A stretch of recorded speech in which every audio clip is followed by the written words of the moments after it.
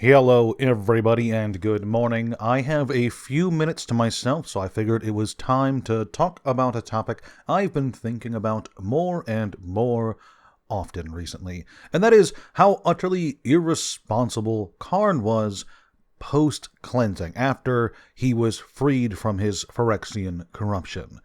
To preface this, we need to start with one simple fact.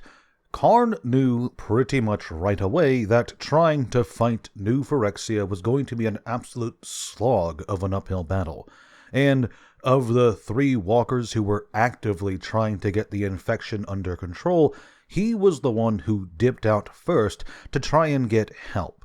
Now, while trying to get backup is a good idea in theory, he ended up mostly just fucking around for a few years, leading into the events of War of the Spark. Now, in my opinion, there is another tactic he could have tried, one that he never once even considers, and I am certain that this tactic would have yielded more effective and more immediate results, and that is playing the hand that was dealt to him. Whether he likes it or not, the Phyrexians worship Karn, and they see him as their creator god. Now, at the time, there was no threat of New Phyrexia breaking out and threatening other worlds. They had no access to any method of interplanar travel, nor did they have any desire to do so. Hell, up until very recently, they didn't even know other worlds existed, and they were focused solely on the great work of Mirrodin. Was Mirrodin a lost cause? Absolutely, but Karn, he could have, without a doubt, made the losses less traumatic by sitting down on the great throne offered to him and directing the Phyrexians to be as benign as possible. He could have leaned in to Urabrask's leniency in the furnace by granting the Mirrans quote-unquote mercy.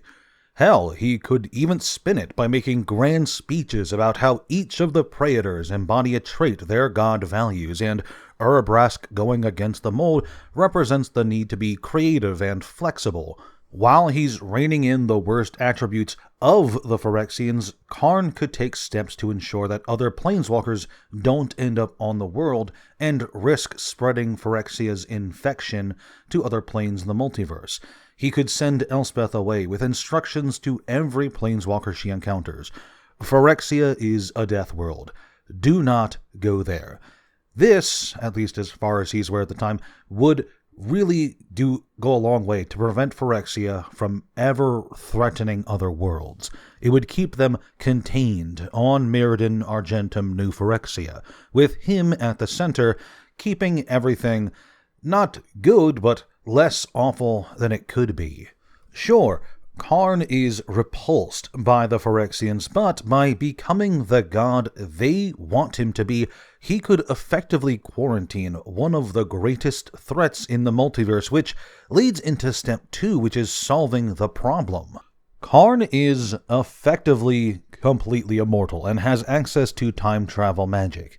The simplest and most effective way to stop New Phyrexia is to prevent it from ever occurring in the first place. As their god, Karn is free to sit in one place, gathering the astronomical amount of mana it would take him to go back in time a few hundred years to the first minutes of Argentum's creation. There, he could direct his past self to purge the oil from his body, as well as any that may have leaked. Even if he doesn't do this, Karn is still an immortal, extremely powerful, and nigh indestructible golem who could keep New Phyrexia in line for untold eons, effectively keeping the multiverse safe from one of its greatest threats. All he would have to do is sit down on the throne and play the role of their god. Now, what do you guys think? Could Karn have reined in the worst aspects of New Phyrexia by just playing along? Let me know your thoughts in the comments section below. Thank you so much for listening in, and I hope you have a great day.